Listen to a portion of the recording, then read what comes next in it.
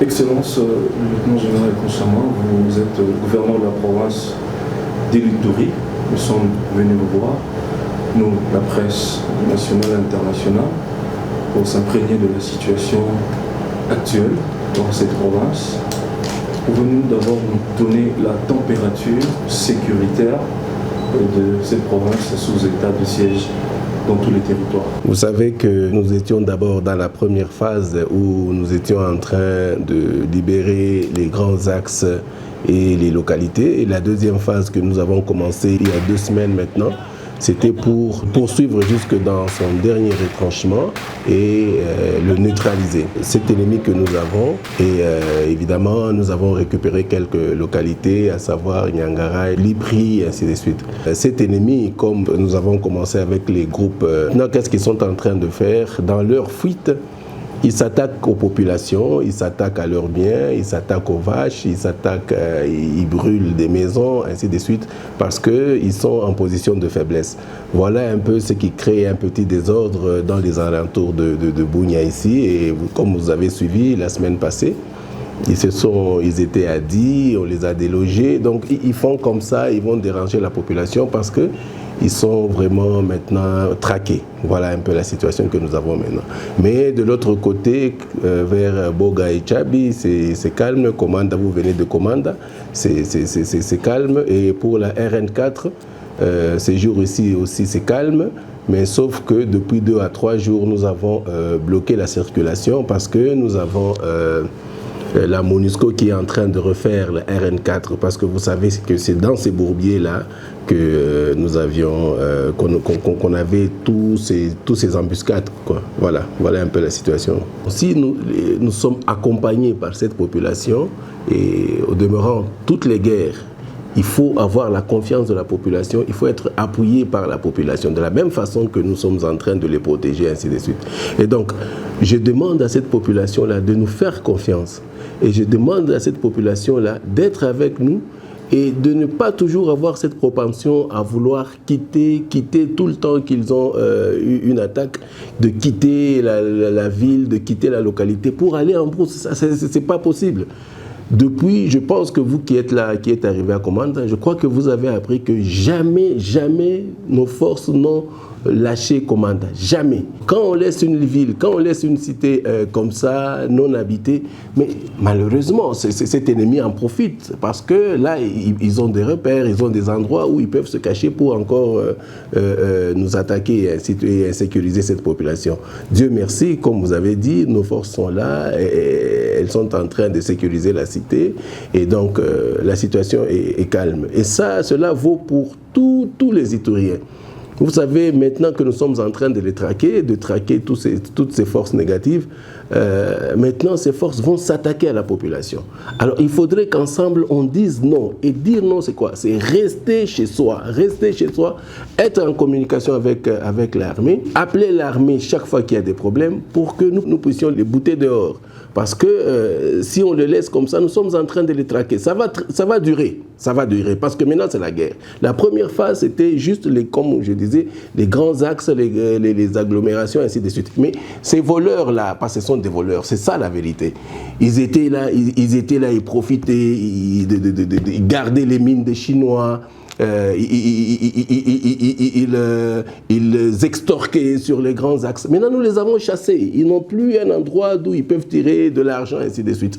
Maintenant, ils sont en débandade, ils n'ont plus rien et voilà, ils s'attaquent maintenant à la population, au bien de la population.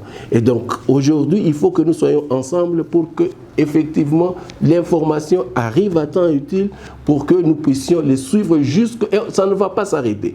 On va les poursuivre jusqu'à ce qu'ils seront fatigués. Et jusqu'à ce que s'ils ne se fatiguent pas, ils seront neutralisés. Voilà. Nous avons eu une mutualisation sur le plan des renseignements, sur le plan de la logistique et aussi sur le plan des opérations. Mais sur le plan des opérations, nous sommes en train de planifier pour que d'ici là, effectivement, nous ayons vraiment des opérations de grande envergure avec la MONUSCO. La collaboration est très bonne.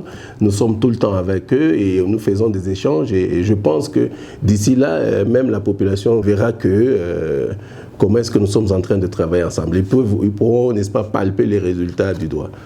Voilà. Vous savez, vous dites tout au long de la route là, mais si vous quittez seulement ici, vous arrivez à 30-40 km. Il n'y avait pas de population.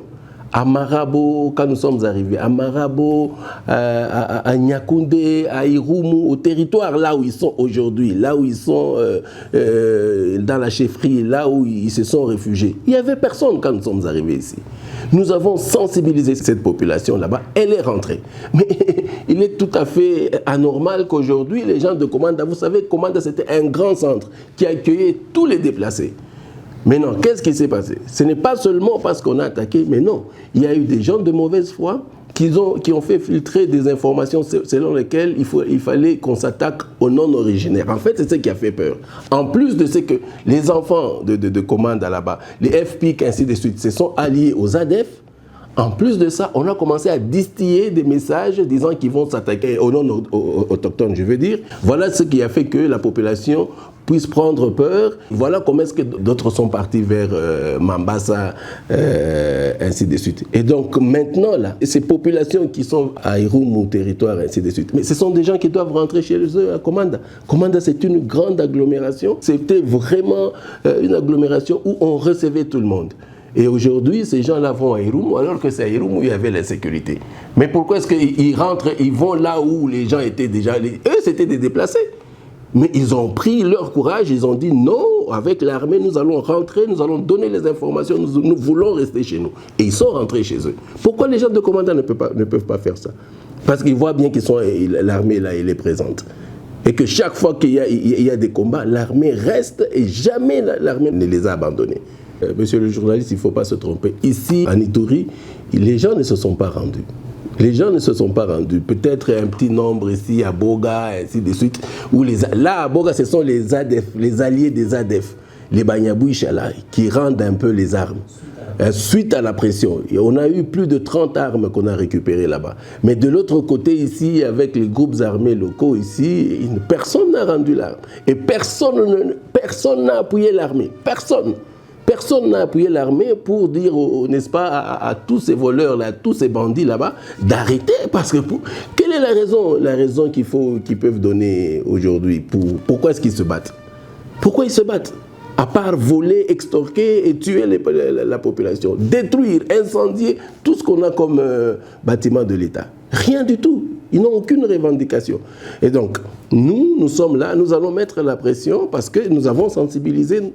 Ils n'ont pas entendu. Nous allons mettre la pression et en même temps, nous attendons le PDDRCS dès qu'il arrive. Et bon, voilà, s'il y a d'autres à ce moment-là qui pensent, qui acceptent de se rendre, ok, tant mieux, ils seront encadrés. Mais aujourd'hui, là, avec la hiérarchie, nous sommes permis à prendre, à récupérer tous ces gens. Si aujourd'hui il y a quelqu'un qui dit qu'il veut se rendre, nous allons chercher les moyens et pour qu'ils soient encadrés. Donc quand on vous dit que non, voilà, ils ne se rendent pas parce que le programme n'a pas encore PDDRCS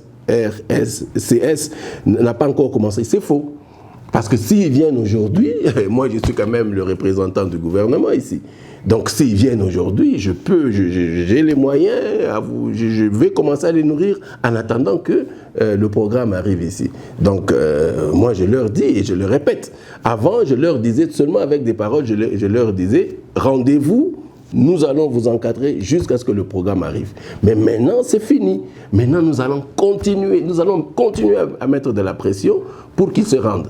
Et ça va continuer, qu'ils ne pensent pas que comme maintenant ils sont en train de jouer un peu comme au chat et à la souris, ils pensent que non, ça ne va pas s'arrêter. Et j'ai dit depuis le début que nous allons monter en puissance, qu'ils ne pensent pas qu'on s'arrête là. On va encore davantage monter en puissance et on va encore davantage mettre de la pression. Depuis que nous sommes ici, vous savez, nous en tant que militaires, nous avons ce qu'on appelle effort principal.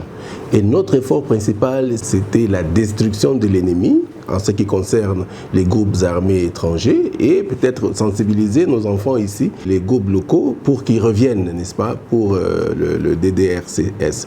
Mais après, comme ils n'ont pas entendu, nous sommes obligés maintenant de les neutraliser. Et ça, c'était la première phase. Mais la deuxième phase, maintenant que nous sommes en train de faire les opérations, en même temps, nous nous sommes aussi penchés aux mines. Pourquoi? Parce que Ce sont ces mines-là qui donnaient de l'argent aux groupes armés, qui donnaient de l'argent à tout cela qui y a comme manipulateur. Et donc là, nous devons faire des opérations simultanées, c'est-à-dire sur le terrain avec tous ces hors-la-loi, mais en même temps aussi entrer pour voir, parce que depuis que nous sommes ici, les mines ne contribuent en rien dans le budget de l'État, en rien. Et voilà pourquoi est-ce que nous nous sommes dit, la deuxième phase, nous allons nous attaquer et aux mines, et en même temps à l'ennemi, et en même temps aux hors-la-loi, qui sont les groupes armés nationaux. Voilà pourquoi, avec tout le monde, avec tous les services, nous avons décidé d'organiser des commissions qui descendent sur terrain. Et les Chinois, parce que c'est d'eux qu'il s'agit, les Chinois ont demandé, ils se sont dit, ils vont se choisir aussi, n'est-ce pas, ils vont se choisir un délégué, un porte-parole, de sorte qu'ils participent. C'est-à-dire, quand nous allons descendre sur terrain, ils vont participer aussi pour dire, voilà, ces gens-là, ou dénoncer, si je peux dire. Voilà, ce sont ces Chinois-là qui n'ont pas de documents, ceux-là, et ainsi de suite. Donc, ils vont nous accompagner, ils vont nous aider. Parce que les Chinois ici ne sont pas identifiés. Vous vous rendez compte? La dernière fois, on a eu des Chinois ici qui sont morts. On ne sait pas qui ils sont. Si vous passez partout ici, vous posez la question, qui sont, que ce soit la DGMA, l'ANR, qui sont les Chinois qui sont sur terrain? On ne connaît pas. Mais si vous y arrivez, vous serez très étonnés. Des machines, c'est des centaines de machines que nous avons ici, de plus de 350 000 $ la machine. Ce sont des centaines qui sont à Mambasa, qui sont à Djouba, des gens qu'on ne connaît pas. Et les propriétaires, on ne connaît pas. Leur contribution, on ne connaît pas. Alors, ils ont dit, ils veulent nous aider pour que nous descendions sur place pour régulariser tout ce qui se passe. Parce que même le chef de division des mines ici nous avait dit, nous n'étions pas contents, nous n'étions pas d'accord qu'on considère ces Chinois-là comme des coopératives. C'est le chef de division des mines ici qui nous a dit, non, avec la loi, nous pouvons les considérer comme des petites mines. Et ils vont régulariser leur situation. Voilà pourquoi est-ce que nous avons dit, ok, ça va. Eux, ils ont un point focal. Nous avons nos services et ils vont commencer aussi à nous aider à identifier leurs frères. Mais malheureusement, nous avons constaté évidemment qu'ils nous ont donné 2 ou 3 noms et nous les avons dit, voilà, c'est eux qui vont organiser leur communauté. Mais malheureusement, ma lettre a été mal perçue.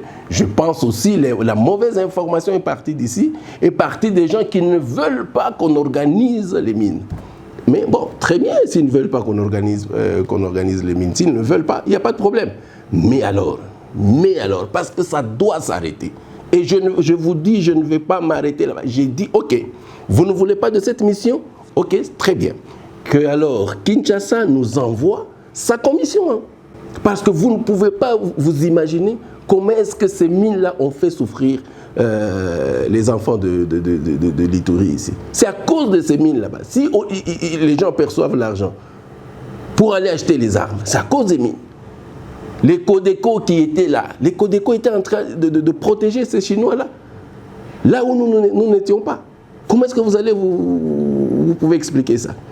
Ces Chinois-là, ils avaient des éléments de la police, ils avaient les éléments de l'armée. Comment est-ce que ces éléments sont arrivés là-bas? Il faut qu'on sache comment, qui a donné l'ordre pour que ces éléments soient sur terrain là-bas. Nous devons le savoir. Et nous avons dit, nous allons partir avec tout le monde ici. Tout le monde pour descendre, savoir ce qui se passe. Bon, ok, on a dit, non, on ne peut pas. Maintenant, c'est à Kinshasa. Nous attendons cette commission. S'ils ne viennent pas, je vais le rappeler. Je vais le rappeler jusqu'au moment où je quitterai l'Ituri. Parce qu'il en va de la paix de cette province. Si nous ne connaissons pas qui sont ces propriétaires-là, de ces dragues-là, une machine coûte plus de 350 000 $.